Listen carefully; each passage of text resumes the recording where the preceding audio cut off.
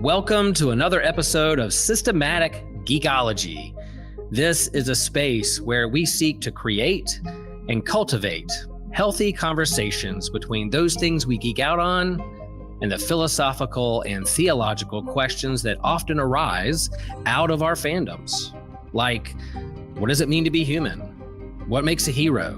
What makes a villain? How do the stories and narratives we geek out on shape how we live in the world?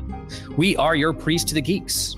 We aren't all ordained, but we see ourselves as mediators at the intersection of geek culture and going deeper in our faith. We don't always have to agree, but we do respect each other, and we see everyone as a beloved child of God. Everyone geeks out on something, so come geek out with us and enjoy the show.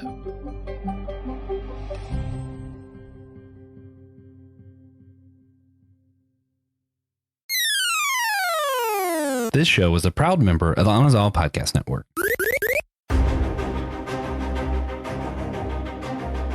Some there are who have seen her standing like a tree under heaven, crowned with the sun, and from all its branches there spilled a golden dew upon the barren earth, and it grew green with corn.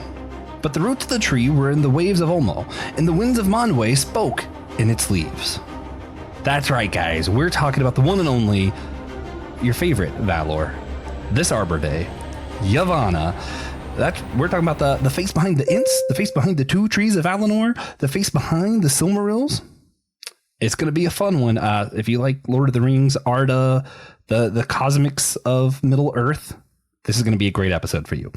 I'm Joshua Noel, and I'm here with the one and only Tolkien reincarnated, Nick Polk. How's it going?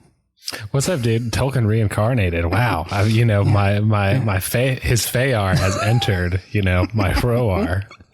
It's great because he's rolling in his grave that we were talking about reincarnation, probably. No, dude, the elves reincarnate. That's right. Yeah. He's to blame for us believing in reincarnation. It's all his fault. It's all his fault. Tolkien the Catholic. Okay. Oh man, fun stuff. Well, we have to talk about what we're geeking out on lately. Weird one. I know this is like a hard transition, but Scrubs came back. I'm loving the renewal. And my wife started watching the new episode with me and then was like, what if we rewatched the original Scrubs? Because she had never seen it like all the way through. She's seen parts of it. But like for me, it's like my comfort show. So I've seen it all the way through like more times than I care to say. Fun joke, and for my friend who's probably listening, when I was first introduced to Scrubs in college, and he showed me the show, no one saw me for 3 days. I came back red-eyed, and they were like, where have you been, dude? And I'm like, some people sleep. I watched Scrubs instead. I literally just watched it all straight through, no sleep, anything. Like, hyper-fixated, and it hasn't left me since. Like, I love this show, and I'm so excited to get to do a rewatch with my wife now. Not because I need a comfort show right now, but just because we're watching something together. It's great. Nick, yeah, dude, that's how about you? What have you been kicking out on? Man, no, so I just, whenever I did the Scrubs, man, I remember watching it in high school and then watching it again with my friends, my freshman year of college too. So high school and college memories with Scrubs. Nice. Yeah. Yeah. I need to give it. So it is good. I need to give it a go. It's, I think it's good. I think you would like it. You know how like some Lord of the Rings fans get upset about like The Hobbit or the new show or whatever. Like, wait a minute, we don't like how this was. There are some people who are butthurt by some stuff, but I'm like, I think it makes sense, and I'm just gonna roll with it. It's fine, guys. Yeah, I'm here for a good time. Yeah, if you like the laughs and the whatever, and you're not like super attached to any particular storyline, and you're just there for fun, it's great. Heck yeah, dude. I'm nerding out on two things, really. So I went to Ireland for spring break and this year, last couple weeks ago. And so I like Irish. So on like corned beef? Dude, yeah, straight corned beef, potatoes, Guinness. Yeah, I did drink a ton of Guinness. Praise God. But I like literature, and I got some James Joyce. And I'm kind of geeking out on a little James Joyce recently. And then, and Other one is the new anime Rooster Fighter, and I've just gotten so excited for each new episode, and it is just absurd, fantastic animation, and it's kind of amazing. Rooster Fighter. Yeah. Where's that streaming? It's on I think it's on Crunchyroll, of course, but it's on Disney Plus and Hulu as well. Nice. I'll have to check it out. That actually, I love animation. I'm a nerd, but that's why we do this, because we're geeks. Yeah. Speaking of which, if you're a geek for this show, consider rating and reviewing wherever you get your podcasts. If it's Spotify, Apple Podcasts, wherever. The rates, the reviews, all that stuff helps flag it for algorithms so that people think this show's important and we'll give it a listen. And that helps us out and we appreciate it.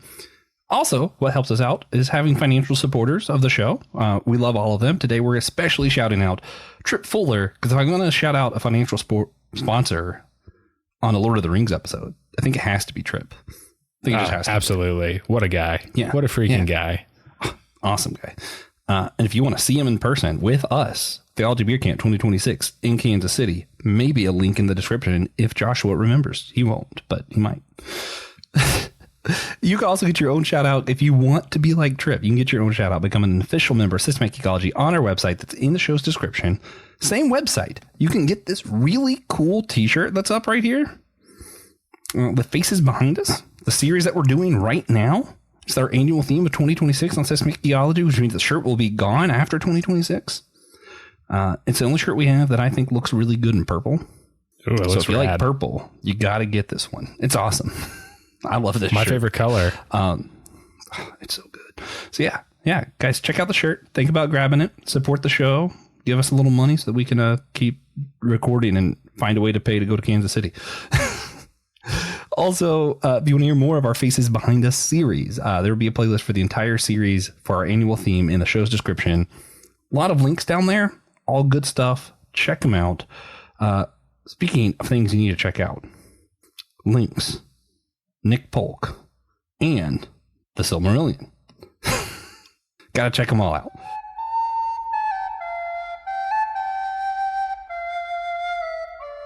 So today we are going to be talking about Yavanna, because it's Arbor Day. We love celebrating Arbor Day. It's something we do every year with various different episodes. I might link some of those down below too if you want to hear old years. One year, I think Nick and I did talk about the Ents and the Ent wives. I think we had an episode we were discussing that a little bit. Yeah, we did. Yeah, because Nick was a former host. I don't remember if you were a host at that point or if you were guesting then, but either way, they should listen to it. 100%, because that was an Arbor Day episode, right? Yeah. I do a lot of Arbor Day. I love Arbor Day. I love Arbor Day. I have a membership to whatever it's called, the Arbor Day Foundation or whatever the heck it is. Nice. So I have 2 maples from the Arbor Day Foundation in my front yard. Yeah. If I was better, I would. We're figuring out what trees we want, because we got a new house last year. Yeah. And we didn't want to plant stuff the first year. We've been kind of like waiting to plant it out. And this year, we're figuring out some trees in the backyard. We're going to get a weeping cherry. Ooh, so that sounds so sick, dude. Oh, yeah. It's going to be great. But other than trees, we want to talk about the Silmarillion, Arda, Lord of the Rings, Middle Earth, whatever other nouns you guys want to hear. That's what we're talking about today. And some little background so they know the gist, right? So we're talking about the faces behind us. That's our annual theme. We're talking not about the main characters, but the characters behind the main characters. And the Silmarillion, it's kind of hard to figure out who the main characters and stuff are, I guess, or the Ents. Yeah. But Yavanna's definitely one of those faces that you're like, this character is kind of behind the scenes of everything that goes on in Middle Earth. Like everything. So I'm excited to get into it. But first, Nick, could you, for those who may not know, could you explain who are the Valinor? What are the 2 trees of Valinor? And who are the Ents, the Silmarillion, the Silmarils? What are the Silmarils, etc.? Yeah. So I'll kind of start from the beginning there. Yeah. So I love this. Asking a Tolkien nerd to info dump about the Silmarillion. Yes, please. Yeah, I can't wait. I'm excited. So, for those who don't know, if you've only seen the movies, or maybe you've only seen the TV show, or maybe you've just read the books, everyone is familiar with Treebeard, or at least the Ents. And so they're cool tree people, which is really neat. And where do they come from? And I will tell you where they come from. But you know, we'll start a little before I get to like where they come from. We're going to go all the way to the beginning. And I did an episode with Will and Trip on here for another episode of the faces behind. What is it? Yes, yeah, the faces behind us. It was a website exclusive, but it's available for free. So you still should go to the website. But yeah, so we talked about the beginning of the universe, the Tolkien universe, and it is in the Ainulindale and the Silmarillion. And so in the beginning, there's one monotheistic God, and then there are different beings. And I won't focus on all the beings. We'll talk about the Valar.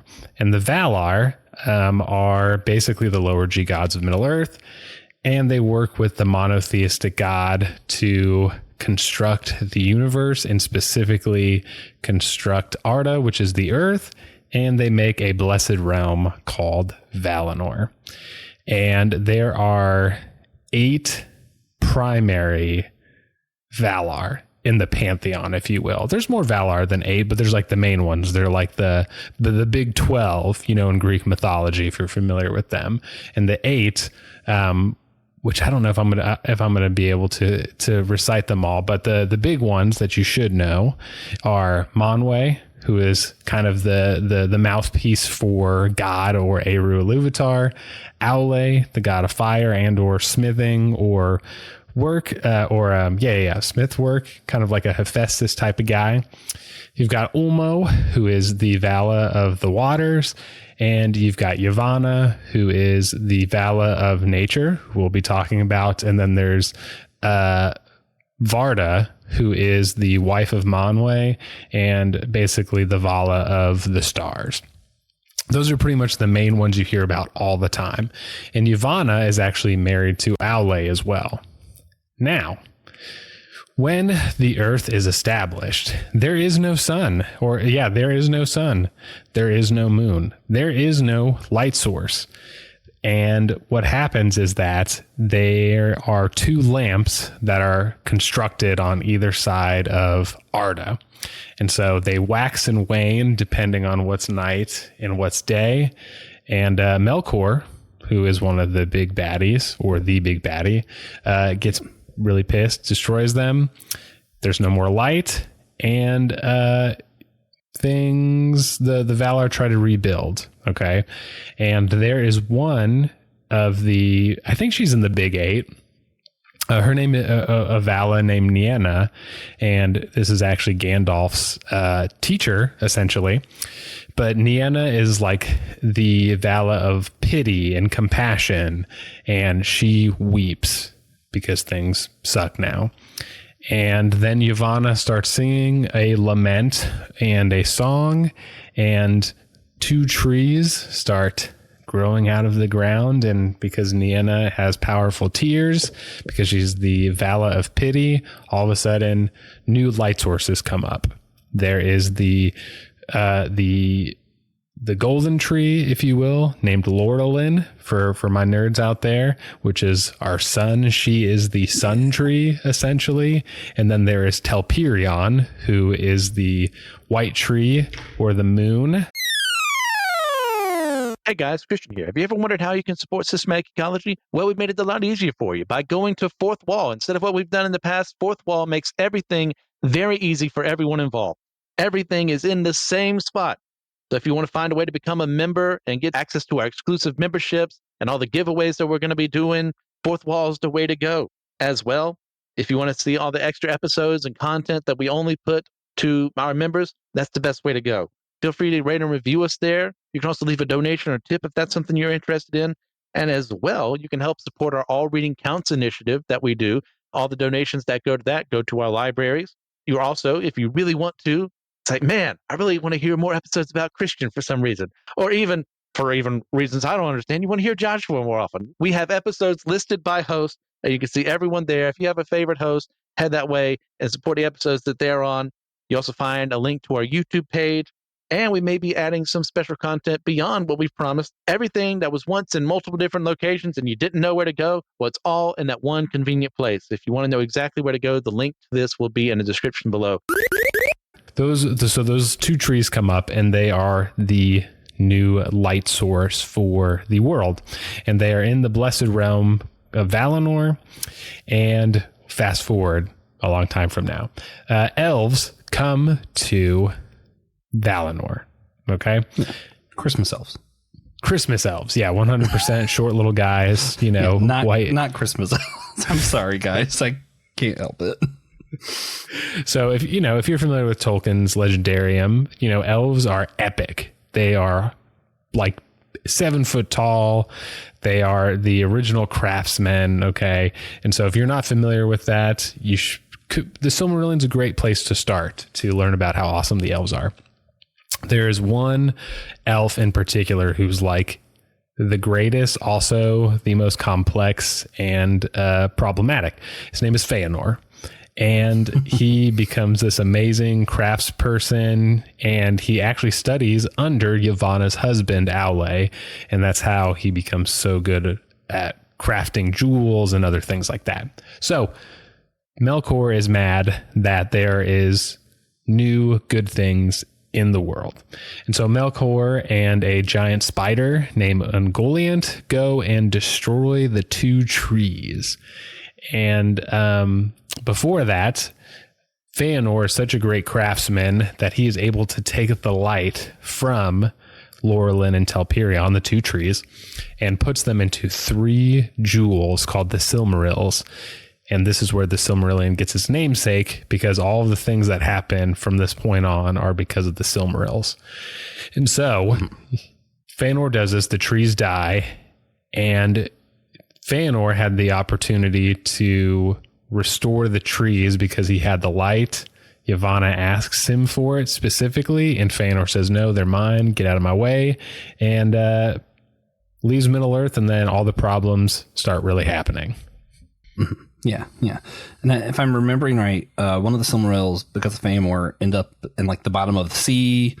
I don't remember how the other 2 get where they get, but like one in like the fire and the earth, and then one's up in like the cosmos, right? Correct. Yeah. Okay. Yeah. But that's, this isn't a Silmaril episode. This is just Josh asking Nick if he understood the book properly. Because I read it again this week, but like for me, as much as I love it, sometimes the way Tolkien talks, like it just feels so incredible that even when I don't get it, I'm so inspired. And then later I think about it, I'm like, did I understand that? No, like, 100%. I'm not sure that I understood that, but I felt like I did. And like you it said, definitely made me feel something. But like, did I get it? And who are the main characters? I don't know if there are any main characters. Yeah, maybe the one problematic elf. Yeah, maybe Feanor, or the Silmarils. Oh, I was thinking the dentist. I'm just a sorry. Guys, freaking Hermie, dude. ADHD. It's bad. Okay, so no, I love it. Backtracking, I'm trying to think through everything you said to see like if there was anything that I wanted to add or was like, oh yeah, that was so freaking cool. Because I know, obviously, I love the trees. We're gonna get into some of Aule and Yavanna's relationship in the Ents, because like it's Arbor Day, we got to go there. But like, I think the thing too with the 2 trees, this is what was really cool to me. At least when I was listening this time, and I think that I got this correct. If not, it's what I was made to feel, and I think it's a valid feeling. Yeah. So listening through, because like also $2, you get the Silmarillion on Amazon, and it's both Kindle and audiobook. So you can read it, and then you're in the car and just switch to the audiobook, and then you're out of the car and you switch back to reading it, and it's awesome. Anyway, I'm listening to it though. Yeah, it's so cool. But I was listening to this part whenever the 2 trees were first being made after the lamps were destroyed, and it was like, I don't know, it felt like being at like this grand, beautiful funeral almost, where like they were mourning the loss of the light, and in that mourning, was it Yavanna who begins to sing? Yes. Yeah, which is also super important. All of creation happens through song in Arda. Yes. Like that's how Eru Iluvatar creates everything in Ainu and Lundale, I'm sure, which you guys spoke about recently. And I think we also did an episode back during our year of Origins. We talked about the origins of Middle Earth, and we also talked about it. Oh, there. yeah. So I might link that below, maybe. We'll see how good I am at links. But, yeah, so it's important that it was Song, because she's one of the Valinor that's creating with Eru Ilúvatar, not fighting against him. And she's doing that through song here. But it was like, I don't know, it was like a sad song to me is what it felt like. It's like we're mourning. And then out of that, new life came up. And I'm like, wow, that feels so like fundamentally Christian, you know, like, like I try not to be that guy, but I'm like, no, that just felt deeply Christian. Like, that's just like, this is what Christianity is actually all about, you know? Yeah. Well, and I think especially that notion, Tolkien has a word for it. It's called eucatastrophe.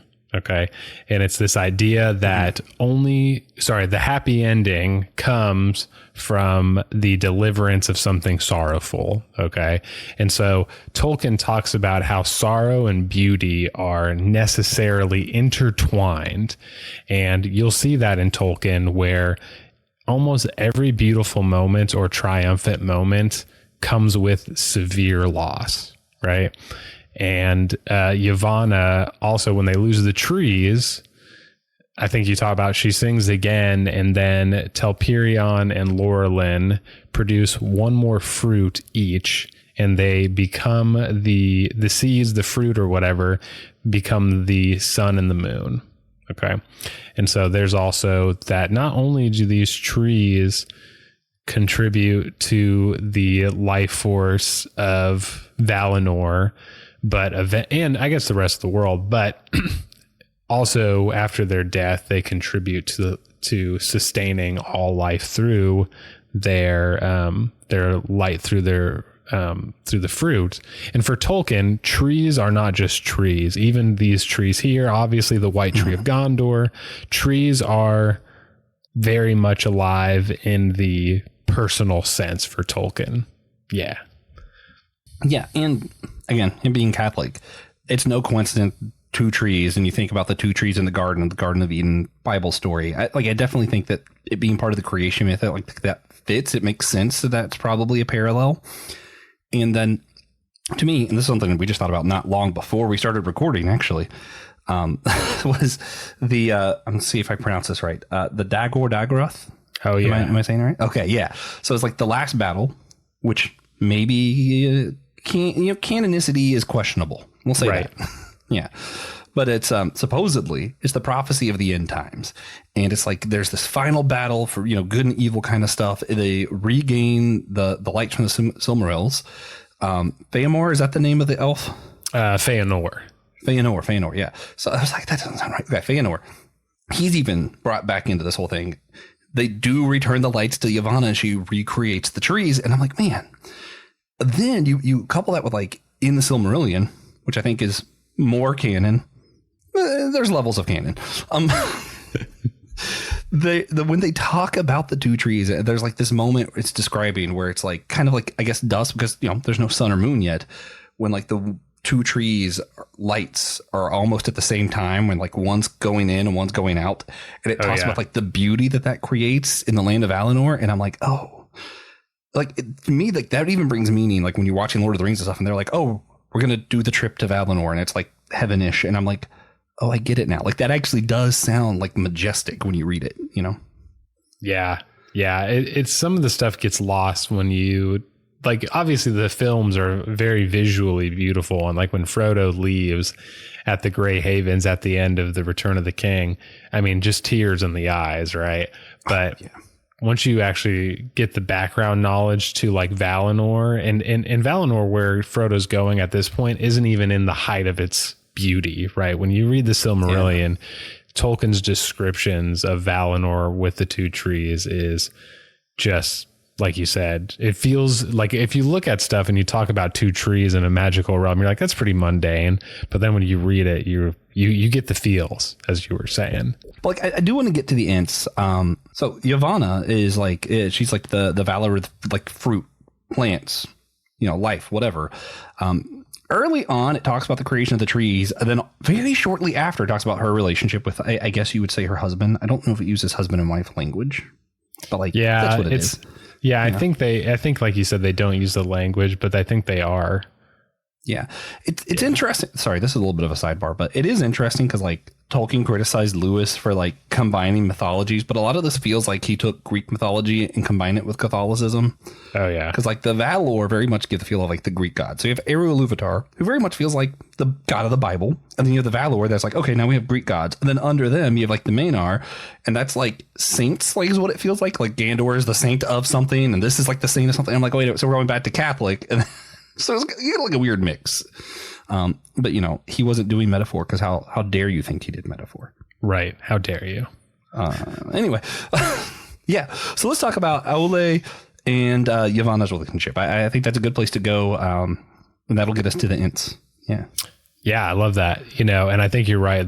I think there's less scholarship on people doing work on seeing the Greek elements in Tolkien's Legendarium, but I really do think I'm compared Aule to Hephaestus in Greek mythology, if you are familiar, if listeners are familiar.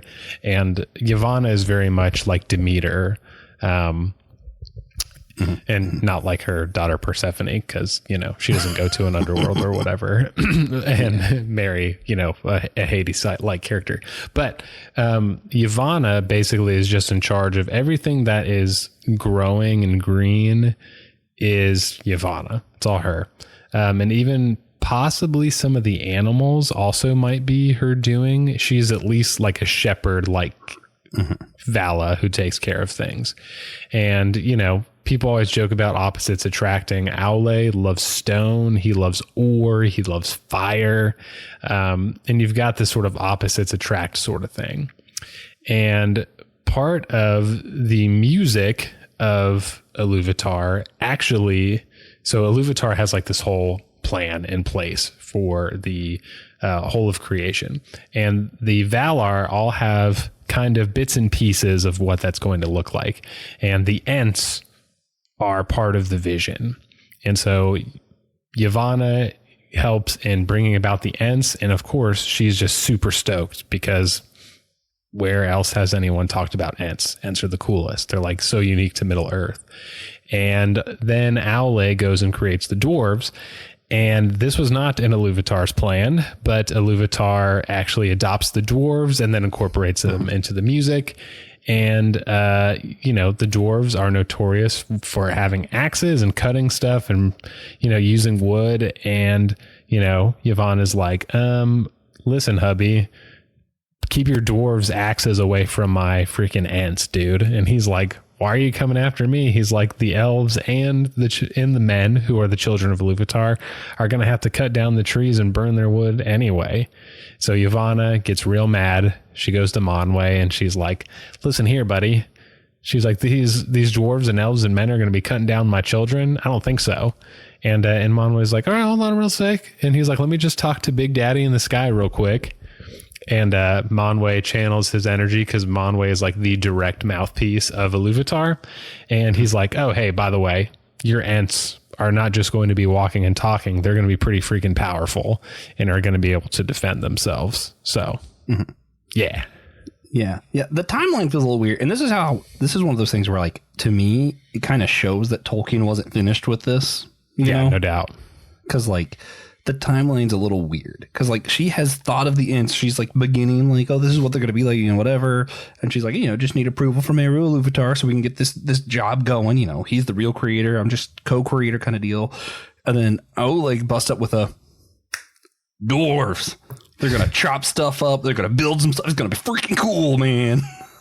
And, like, you also have like an interesting contrast of like the innate desire to create looking a little bit different for Aule. And I think a lot of, you know, more masculine types, you know, probably not me. Like, there's like this form of creating that's like we're welding and we're, you know, working with wood. Like, there's a craftsmanship. And like, I don't like, I think the desire was good. And that's why Iluvatar was like, no, okay, I'll let him be. And then I was like, what the heck? And Iluvatar's, wait a minute, you're Ents. We'll just make them the solution. And it's kind of like, what came first? The dwarf, the Ent, the dwarf, the Ent. Chicken or egg situation, the dwarf or Ent. I don't think Tolkien ever decided, you know. Yeah, and it's interesting because a lot of it's so incomplete, and Tolkien revised things so many times.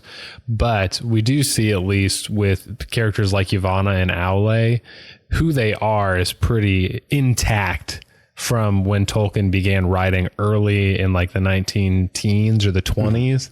They're like you said, the timeline of like who they create and what transforms over time. But it's interesting that is so incomplete and like convoluted, but Yavanna and Aule's character are pretty much stay the same throughout Tolkien's writing, which is just really interesting to me. Yeah. Like, which, I appreciate. I love character development. So I like that he spends so much time with the characters, and then he's like, let me get the backstory. Then after we get the backstory, I might think about starting the story, maybe. Right. Yeah. So we talked about a lot of stuff. It's called the Silmarillion because of the Silmarils. They get their light from the two trees after they were destroyed-ish, maybe during their destruction? ? Timelines are weird in the Silmarillion. But so we kind of went over a lot of this. I want to ask you a really probably weird question here. And there's there's a few different routes that I want to go with the question, but I want to see what your thoughts are first. What would the stories of Arda, what would they be like if Yavanna was not a part of the story? What would be missing other than everything? Yeah, you literally would not have plants and possibly animals. You would not have the two trees. You would not have the Silmarils. You would not have the sun and moon. And of course, you would not have the Ent. And, the Ents, everything here. Tolkien has like a domino effect storytelling. Without the Ents, there's no defeat of Saruman. No defeat of Saruman, everyone's screwed. Saruman and or Sauron win. Without the Silmarils, there's no epic legends. And without the two trees, no light source, no white tree of Gondor, no symbols of hope and power and kings, So yeah. She's pretty integral. Yeah. That's where I was like, it's kind of a hard question. So we asked this question in all of the episodes of The Faces Behind Us, but I'm like, it's hard here because like without Yavanna, she created trees. No trees, no oxygen. Everyone's dead. Yeah, that's true. Hello there, listener. This is Evan Garcia, and I just wanted to jump in here to remind you and to let you know of our Facebook groups and our Discord server. These are great communities where you can post and share memes and talk with the hosts, and we have votes and some polls for future episode topics and fun interactions with our host. So just wanted to remind you that we are focused on community with you listeners, and we love each and every one of you guys listening. Thank you guys. There's nothing, but ignoring that, like even like each individual part that she played, I'm like, okay, if she wasn't there to create the two trees, like let's forget about trees in general, you don't get the Silmarils, which kind of serve as this because like the elves capture the beauty of the trees and then they get envious with that power, and it kind of serves as the same thing as like the fruit and the garden story of the Bible, where it's like that was like that first sin that kind of caused everything else to start falling apart. So you don't get the Hobbit, you don't get the Lord of the Rings, etc. Okay, let's say the two trees still somehow happen. She doesn't create the Ents. While they lose at Isengard, Saruman's victorious. Then no one's there to distract the eye of Sauron.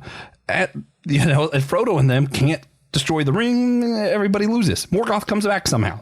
I was like, Merry and Pippin are dead. Yeah, like every little individual thing she did. I'm like, if you take any one of those actions out, kind of everything falls apart.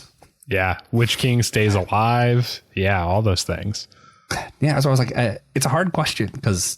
And it's funny because I don't think now Iluvatar is mentioned in like the Rings of Power TV series. Morgoth is mentioned. I don't know if either of them are mentioned in Hobbit or Lord of the Rings. I think they are in the extended cut, but I don't know if they are in the regular. I'm unsure. That's a great question. I don't remember. Movies. I know I think the Valar and Morgoth. Yeah. I think Morgoth's mentioned definitely in the movies, theatrical. I don't know if the Vala. I think the Valar are mentioned. Yeah. Yeah. Oh, that was the other thing to say. Earlier, you mentioned Melroth or Melkar. I can't remember his name. Melkor, who is Morgoth. That's Morgoth. Yeah, for those who didn't know. Same character. Sorry, I say Morgoth and he's saying that. It is the same character. That just names are weird. Yeah, Tolkien has literally at least 5 names for every single character. So sorry. And every tree, it seems like. And every tree. Yeah. That's what I was like. It's a hard thing.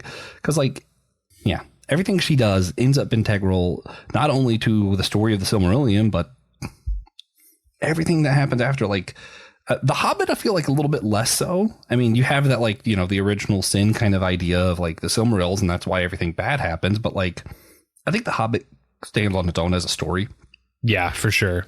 Yeah, but the Lord of the Rings, when you get to you're talking about Sauron and the connections to Melkor, all that other stuff, it's now you kind of have to see the Ents, see who created the Ents, and then you're like, okay, Lord of the Rings doesn't work without Yavanna's part in the Silmarillion, at all. Yeah, she's pretty huge, which is wild. I think we could probably do the same with all really of Valar, true. But Yavanna seems to have a higher importance than I think I thought about before this episode. Yeah, me too. Because I was like, we'll talk about the Ents, and then maybe we'll mention the 2 trees. That's literally always my thought process. And I was like, what do you mean mention the 2 trees? That's the whole deal, man. Yeah, dude. Yeah. I kind of got crazy preparing for this because I was like, oh, I missed this. And it was my idea. So I do want to ask you, since it's Arbor Day, how do you think that understanding the character of Yavanna and why Tolkien wrote this character into existence might help us in better appreciating the trees, just trees in general? Because obviously Tolkien cares about the trees. Yavanna cares about the trees. Why should we care about the trees, Nick? I speak for the trees. Was it? I love the Lorax reference. I don't think we've done Lorax for Arbor Day yet somehow, but I was thinking of there's so many good quotes. Nobody cares for the woods as I care for them. Not even elves nowadays. It's I'm not on anybody's side. Yeah, there's just so many, and it's who will shepherd the trees? I love the Ents. Sorry. No, the Ents are the best, dude. But why should we care about trees? What does all of this help us, help motivate us? Yeah. Yeah, I think a lot of people miss this about Tolkien in a lot of ways, is that Tolkien was very much an anti... I'm trying to think of the best way to put this that's accurate. See, I always say anti-industrial, but I don't think he was anti-progress, but correct. Yeah. Yeah. Industrial is great. Anti-industrial, basically just production for the sake of production when it comes to the cutting down of trees. And part of this is informed by the way that he grew up. He grew up in a place called Sarehole Mill, which was just a little country paradise. And so when Tolkien came back, it was like the scouring of the Shire, factories everywhere, 70s and 60s style brick houses, which are just the ugliest form of architecture across the Western world. Indeed. Gosh. Yeah. When you look at old colleges that were made in the 60s and 70s, ugly red brick buildings.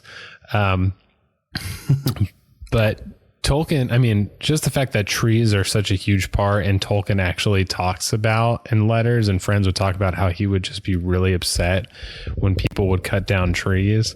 But the trees are ultimately how we have the beginning of the stories. The white tree of Gondor is a symbol. The Ents are integral to saving things, and they're the ones who are left alone and chopped down, and Tolkien feels sad about that. And Tolkien even compares his entire Middle-earth project to a tree itself, and hopes that his tree of his story will literally come alive in the afterlife. And so I think that we should take the words of Treebeard seriously, because even though they're his words, they're partially Tolkien's words, because Tolkien wrote them. So Yeah. No, I agree. Care for the trees. Yeah. And I love it. And I think to me, a lot of it boils down to, I'm a visual person, so sometimes the movies stand out more to me and sometimes the book does. It just depends. Same. But the scene in the movie and you have Saruman having the Urukai created, and you see him tearing down trees and using industry to kind of create these new monsters so he can win the wars or, whatever, have power, whatever thing he's up to, his new scheme. And like visually seeing the destruction of the forest and then Treebeard looking out at it and going, he should know better. And like, to me, the Maenor, I think of the Maenor as saints, right?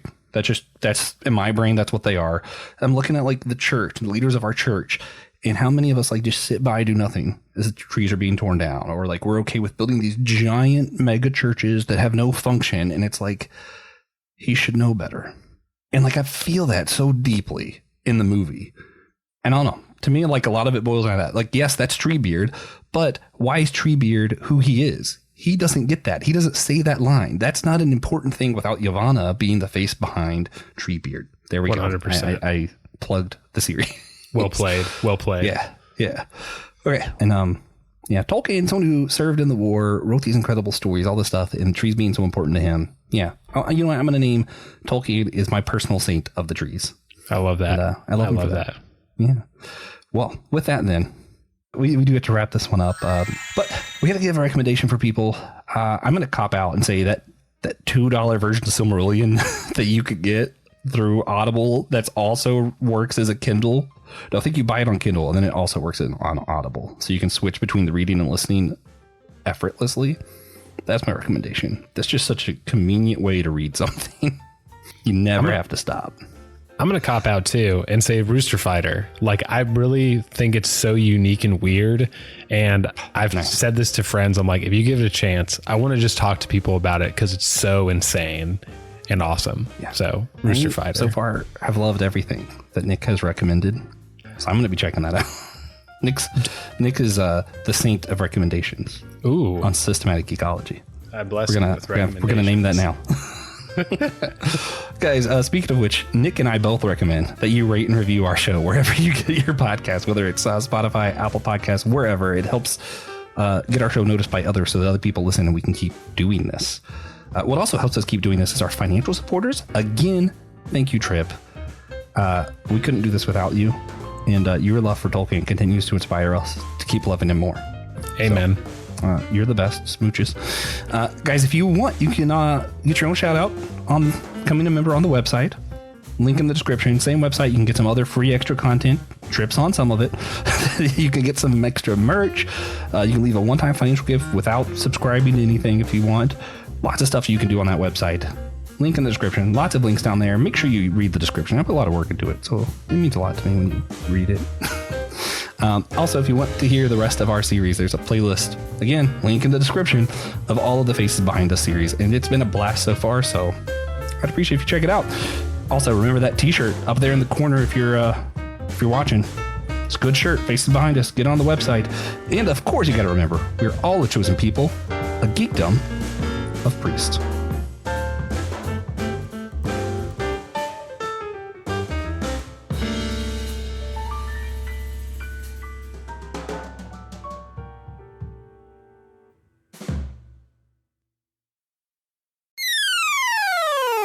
Hey friends, it's your pal Will Rose here, and let me break the fourth wall a moment and look directly at you through the camera or speak directly to you in your earbuds. Yep, I'm talking to you, Susie. You too, Chad. You can now support Systematic Geekology on Fourth Wall. That's a website. You'll find all of our episodes, incredible merch like shirts and hoodies and mugs. Chad, I would love to see you in one of those shirts out in the wild. You get bonus episodes. We answer bonus questions. We have special shout outs. We have certain episodes that you pick. So you help us create and curate the content that we put out for the world to hear. You even get free merch. And you can support the show at different levels. You could join at the free level. Yep, we love free members, free support. Join it. Or you could become a sidekick for as little as $5 a month. You could join the elves and dwarves for $10 a month. You could become a wizard for $15 a month, or you could go to divinity school and become a cleric for $20 a month. And that's way cheaper than going to seminary, believe me. Or at $25 a month, you could become a superhero And let me just say, we love all of our listeners, whether you support us at the free level or the superhero level. We love you. We love geeking out with you. Like, support, share the show. Love you. Hello, friends. This is Andy Walsh. Thanks for listening. If you're going to be a systematic geek about this podcast, you need to know that it's part of the Anado Podcast Network. Other shows in the network include the Whole Church Podcast, where Joshua Noel and TJ Blackwell have spent over 7 years now in pursuit of church unity through education and conversations with leaders across traditions. 7 years, that's a podcast that has lost some baby teeth. My Seminary Life with Brandon Knight, where he began discussing what he learned as a seminary student and is now learning with the listeners in a continuing lifelong education. The Bible After Hours with the Foul-Mouthed Preacher, where he critically examines the modern church through satire, then provides a more progressive reading of Scripture. And The Homily with Pastor Chill Will from Chapel Hill, where Will Rose's homilies are periodically updated and made available through the podcast, always reminding us that we are loved with a love deeper than words. Thanks again for listening, and remember, if you're going to geek, do it systematically.